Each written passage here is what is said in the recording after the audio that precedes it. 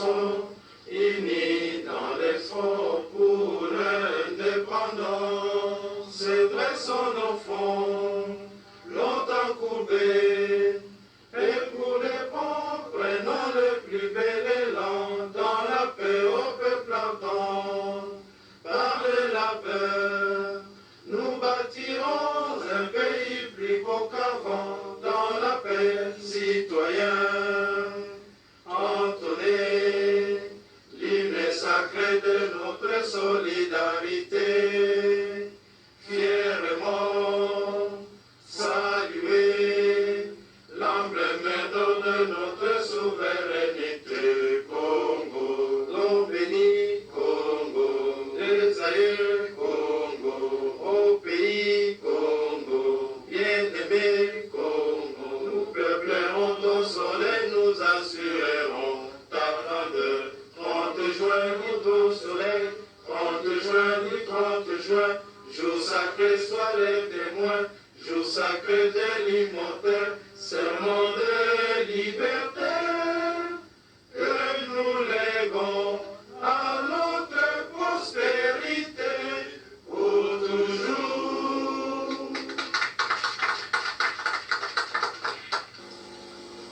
La parole, monsieur le ministre. Merci. Message, je ne sais pas si c'est un message à transmettre. Toujours est-il que je suis ici en Grande-Bretagne sur invitation du gouvernement de Sa Majesté pour une visite de travail de 3 jours. Donc j'arrive à la fin ce soir de cette visite. En principe, je rentre demain. D'abord sur Genève, où je dois rencontrer une coalition des organisations des droits de l'homme, des organisations internationales, avant peut-être de prendre contact avec les responsables des Nations Unies. Et après, je vais envoyer le pays à la fin de la semaine. Une petite question, ça vous concerne vous pratiquement. Oui. Dites-nous un peu, messieurs les journalistes, vous êtes juriste, qu'est-ce que vous avez senti au moment où le ministre vous a répondu? Il a répondu à votre question que celle-là n'était pas pertinente, ni sur le plan logique, ni sur le plan moral ou juridique.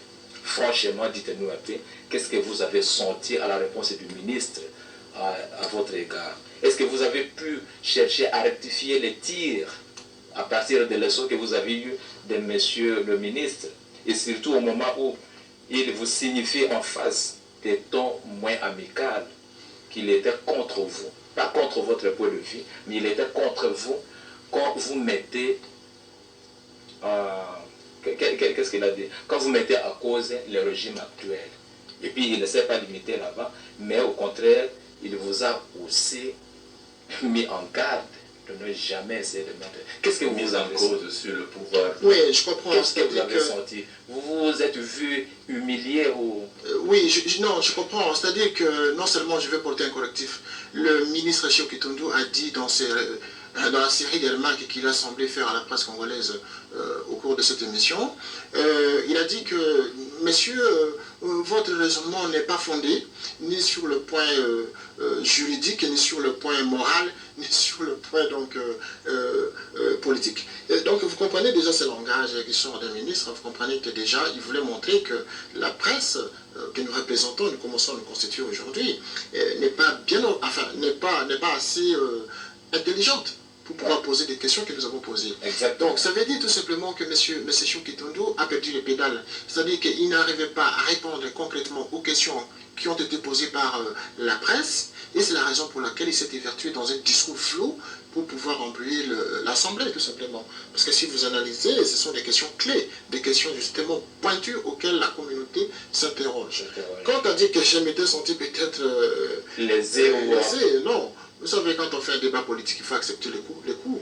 Et c'est plutôt le ministre qui a reçu plus de coups que je n'en ai reçu. En vous entendant expliquer, vous avez l'air de me faire croire que le pays n'est pas encore démocratisé, peut-être. Non, mais c'est plutôt le ministre qui a affirmé, vous l'avez suivi, hein, tout à l'heure, vous pouvez remonter encore la bande, vous verrez bien que le ministre dit quelque part, pour répondre à une question... Vous avez raison, j'ai trouvé quelque part, notre ministre a dit que le pays n'est pas encore démocratisé.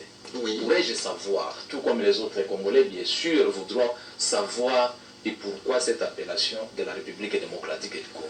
Est-ce des environner la distraction ou tout simplement pour effacer les traces du président Mobutu? Non, mais c'est une politique nostalgique qu'ils adoptent, ces gens. Hein, la bande à Kabila, comme je peux les appeler aujourd'hui. La nostalgie des années. Oui, les 60. années. Parce que vous l'avez suivi, vous l'avez entendu, il a bien expliqué que, là, par exemple, quand il dit que lui n'accepte pas l'accession de la Deuxième République, et qu'il reconnaît que même dans le Conseil des ministres, il y a des ministres qui adhèrent à cette conception de la Deuxième République, et que lui, ministre des Droits humains, qui dit non, lui n'est pas d'accord avec cette conception de la Deuxième République.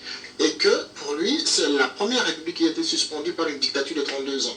Donc vous comprenez que ce groupe de citoyens qui nous gouvernent aujourd'hui veulent justement nous replonger dans l'histoire, c'est-à-dire revenir 30 ans en arrière pour recommencer la politique des années 60.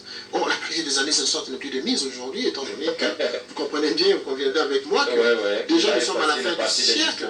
Nous sommes à la fin du siècle et on parle de la Première République qui a été suspendue. Et au niveau institution, parce que vous avez parlé de la démocratisation de la République, en effet, il a reconnu justement, c'est ce que nous voulions justement savoir et que tous les Congolais voudraient savoir, que la République du Congo n'est pas encore démocratisée. Et c'est le ministre des Droits humains, mes chers compatriotes, qui vous confirme cela. Il a dit donc déjà des hypothèses, des questions qu'on se pose ici en Angleterre ou ailleurs. Nous devons confirmer aujourd'hui justement ce dont nous avons toujours dit, que le Congo de Kabila n'est pas encore démocratisé. Il n'a jamais été démocratisé et il n'y a aucune institution justement qui est là pour pouvoir démocratiser la République. Bon.